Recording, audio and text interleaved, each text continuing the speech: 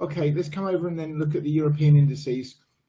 So German DAX just doing zip here. It might want to drop down to this 12,310 before it pushes up, but it's holding the pattern, holding support where it needs to. I'm looking for a move to 12,591 still next, so no change there.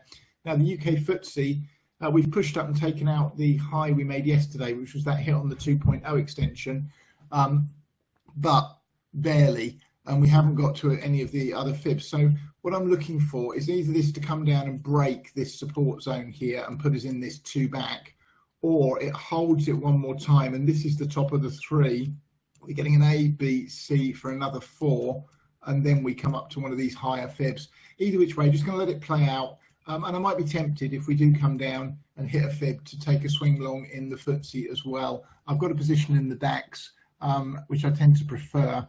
But the FTSE has given us a particularly clean impulse off recent lows, so it's more tempting than it normally would be.